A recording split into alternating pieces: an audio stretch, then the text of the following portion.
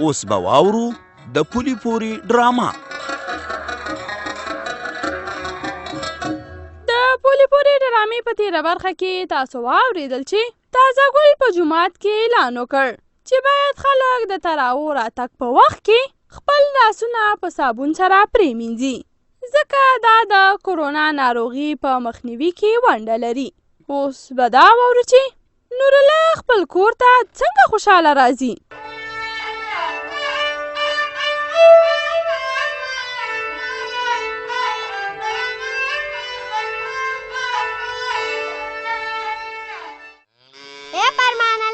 لرې شه زما د ځای نه. ولې دا ستاسې دی؟ زه چې چېرته هم کښېنم ته راته وایې چې لرې شه، خو درته وایم لرې شه، دا زما ځای دی. ځه خپل کار کوه، که نه اوس در باندې دا سر ماتومه. یا وړو دا تاسو څه بدل جوړ کړی، غلي کېږئ نه، نوره خو م زه لیونی کړم که نه. مورې برمان راته ځای نه پرېږدي، دلته ما کورکۍ جوړ کړی دا پکې ناست دی. مورې دا ما جوړ کړی، دا وګوره دا سپین سترګې ما ته وایي چې لرې شه. هی دواړه په خیر شئ، یو د بل نه بتر استئ. هله هغه دی پلار مې راغی. پلاره ستړی مه شې، موږ له څه راوړي؟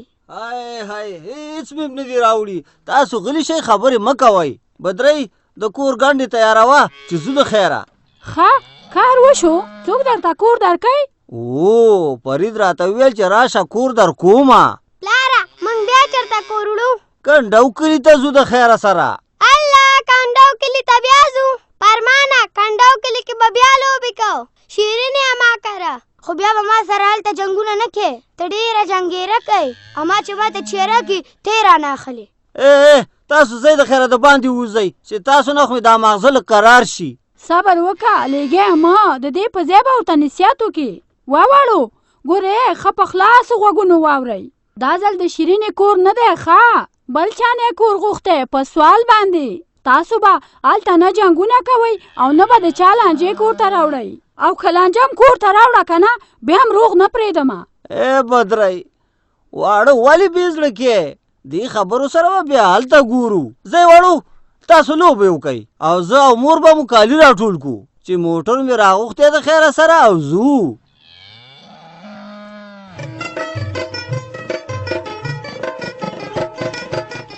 توبه خدایه توبه، د قیامت علامې شوې د قیامت. هره ورځ به اوس نوې خبرې اورو. هی نو څه پوخاني ملایانو، څه پوخاني ملایان، داسې ملایانو چې هېڅ نخرې پیښې پکې نه وي. راشه دې اوسني ملایانو ته چې خبرې پکې پیدا شوې دي. خبرې پلاره څه چل شوی دی، څه دې اورېدلي که څنګه؟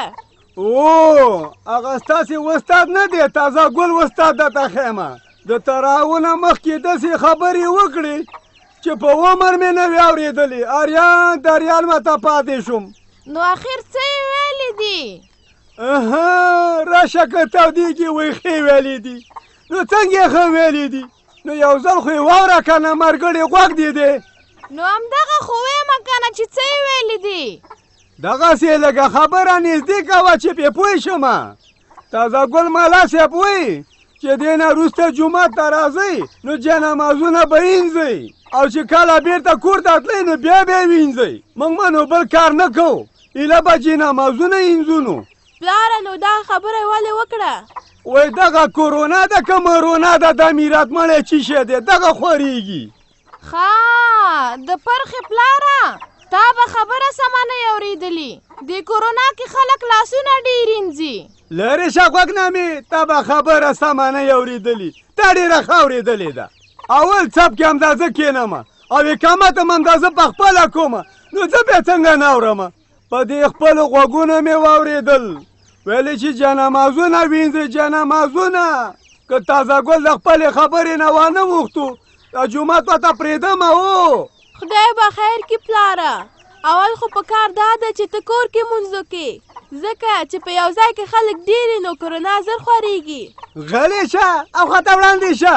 اوس به زه په کور کې لمونځ کومه، ښځې په کور کې لمونځ کوي، ښځې. ښه دې له وګوره د خپل استاد هره خبره ورته سمه ښکاري، هغه چې هر څه وایي نو سم به یا زما خبره غلطه ده.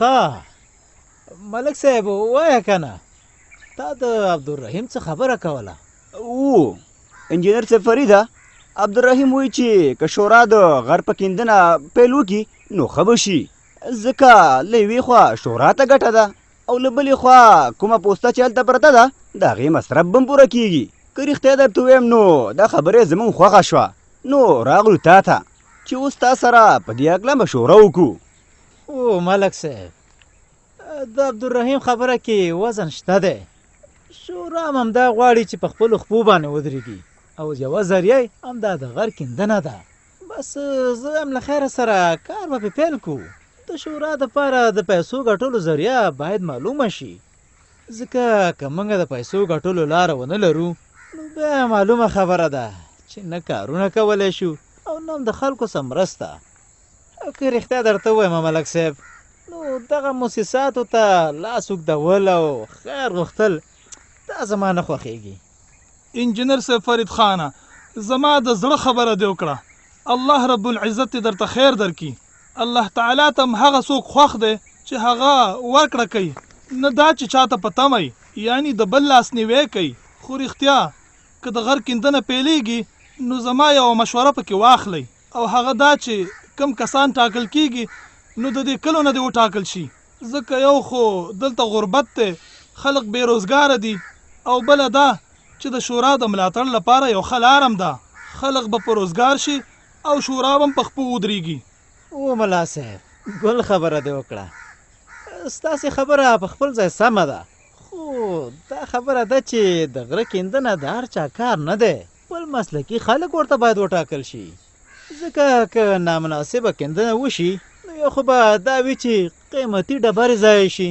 او بله دا چې د ګټه په ځای راته تاوان راځي ښه نو انجینر صاحب فریده بیا به څه کوو ملک صاحب تاسې ما ته داسې لږ وخت راکئ زه به په دې هکله لږ فکر وکړم چې مناسبه لاره کومه یوه ده چې هم پکې موږ د تاوان نه بچ شو او هم په غره کې مسلکي کسان کندنه وکړي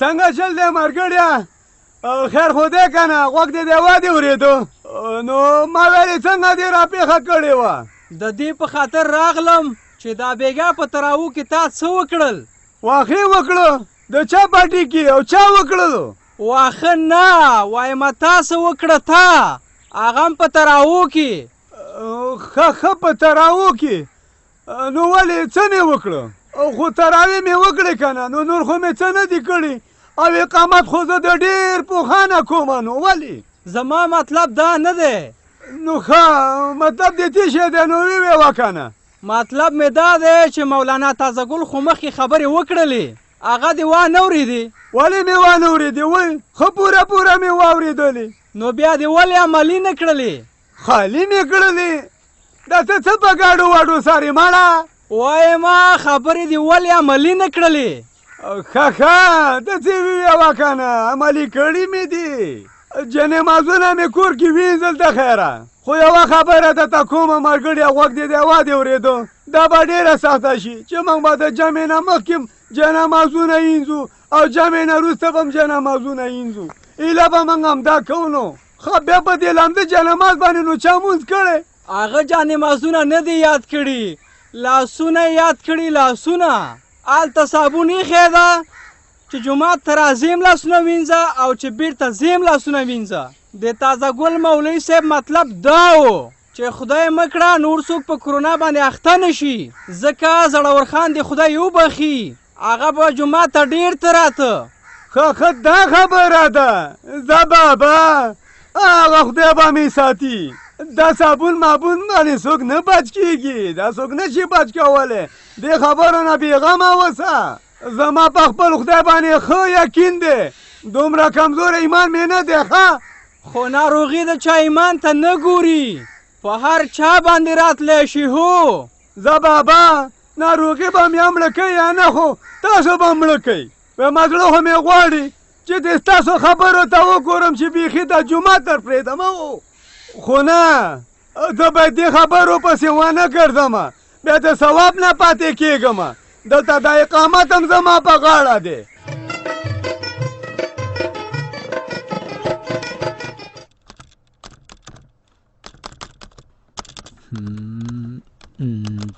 دغه دی د یو دوه درې. د نوید پلاره دا بیا څنګه د کمپیوټر نه تاوي؟ ګل مینې له کاره ته پروت دی. ما ویل چې دا وکم. مخکې مې کمپیوټر راواخیسته خو نوید کار ته پرې نه خوستمه. اوس چې هغه ویده شو ما ویل زه فرصت دی لږه ګټه به ترې واخلم. که رښتیا درته وایم ګل مینې په کور کې کار کول یاره ډېر سخت وي او بیا چې کار هم ضرور وي لکه زما. دا بیا څه شی کار دی چې په تا باندې دومره ضرور شوی دی؟ ګل مینې ته لکه چې خبره نه یې د غره کیندلو کار شروع کول له خیره سره. خو اوس په اندېښنو کې راګیرمه چې دا د غره کیندنه به څنګه کوو. شورا خو به د ډېرو ستونزو سره مخ شي. ولې څوک یې مخنیوی کوي؟ نه د مخنیوي څوک نشته دی او نه د خدای پاک دا وس چاته ورکوي. په غره کې ځوانان پراته دي غټه پوسته ده هغوی کله اجازه چاله ورکوي چې موږ ته ستونزې پیدا کړي. نو بیا د څه شي ستونزې ته یادې؟ ستونزې د مسلکي خلکو او یا د وسایلو او دغه دی موږ په کلي کې نه وسایل لرو او نه مسلکي خلک. نو زه اوس حیران یم چې د غره کیندنه به آخر څنګه کوو.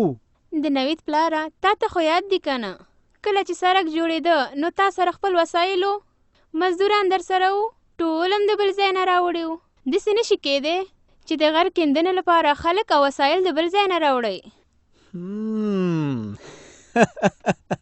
آفرین ګل مینې خبره خو دې را جوړه کړه که نه. د سړک کار شرکت ته په قرارداد ورکول شوی و.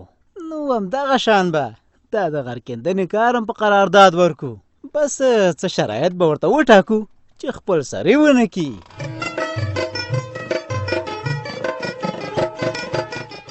تازه ګل مولوي صاحب تا خو هغه شپه خبرې وکړلې چې خلک د جومات ته راتګ سره هم لاسونه ووینځي او بیرته تګ سره هم. خو ما چې ولیدل ډېر خلک ورته پام نه کوي او دا د خطر خبره ده. که داسې نو زما زړه دی چې نور جومات ته را نشم. سلطانه په رښتیا هم چې دا د اندېښنې خبره ده. ما خو هغه تېره جمعه په تقریر کې هم دا وویله چې څوک په کور کې مونځونه کوي نو کولی شي ځکه چې د مرض د خورېدو خطر دی او دا یو عذر ګڼل کیږي.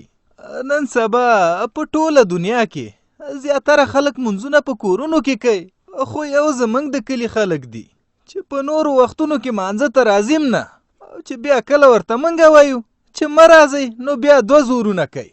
همدغه خو وایمه زمونږ خلک ضدیان دي. که زما منې ورته ووایه که څوک احتیاط نه کوي له سره د جومات ته نه راځي ولې د نورو ژوند له خطر سره مخ کوي. همداسې مې زړه دی له خیره سره چې ورته یې ووایم. السلام علیکم. وعلیکم السلام. پټه خبره هم کوله که څنګه؟ نه پټه خبره نه وه همدا ستاسو په هکله غږېدو. ښه نو د خیره سره سم ویلې. مونږ دا ویل چې څوک په جومات کې احتیاط نه کوي نو هغه ته په کار نه ده چې جومات ته دې راشي. نو دا خو ښه خبره ده مولوي صاحب په کور کې مونځ ولاکه خوند کوي بس جومات ته دې راځي که نه وی. ګوره بیا په مطلب پوه نه شوې. وړاندې شه دې غوږ نه مې ته خو نیزې مه راځه دې غوږ ته مې ولې پوه نه شوم خو د مولوي صاحب همدغه مطلب دی خو ته په خپله ویوه ځه مونځ په جومات کې ښایي که په کور کې وی. زما دا مطلب نه دی ته په رښتیا هم نه یې پوه شوې. مطلب مې دا دی چې څوک احتیاط نه کوي او لاسونه جومات ته تګ راتګ سره نه مینځي نو په کار دا ده چې هغه بیخي جومات ته را نشي. خدای مکه دغه وایرس چېرته خور نه شي. توبه خدایه توبه مولایان هم دومره کمزوري شو. مولوي صاحب تا نه خو مې دا تمه نه وه چې ته به دومره ډارېږي. په خدای باندې باور پکار دی بابا. بېشکه چې په خدای باور پکار دی خو احتیاط ورسره شرط دی. یو سړی به اوس د کوټې د سر نه ځان راغورځوي چې په خدای مې باور دی نو اخو به خامخا خوږېږي. دغه شان د کرونا په ضد احتیاط هم دی او موږ باید د ځان سره ظلم ونه کړو. زه بابا بل مقصد هم نشته دی مقصد هم همدا دی چې خلک د جومات نه په یو بانه باندې منې کوي. نو تازه ګل مولوي صاحب، اوسه پورې مې درپسې تراویح کولې او اقامت هم همدا ما کولو، خو دې نه بعد یې درپسې نه کومه. او دا نور مونځونه هم درپسې نه کومه، لاړم در نه. دا وګوره مولایان دومره کمزوري شو، کله لاسونه اینځه، کله یو څه پکوه، کله بل څه کوه، ایدا به همدا کوو. دغه حال دی. وګوره ورته په خپله خو ورسره علم نشته دی، او چې بل ورته بیا خبره وکړي نو پې بده لګېږي.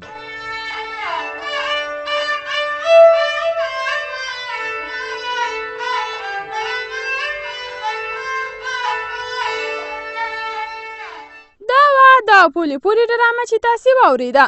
په دې هیله چې ستاسې د خوښۍ وړ به ګرځېدلې وي. که غواړئ چې له موږ سره خپل نظر یا وړاندیز شریک کړئ، په دې شمېرو را سره اړیکې ونیسئ: 0 33 10 55 0 شپږ شپېته 30 10 55.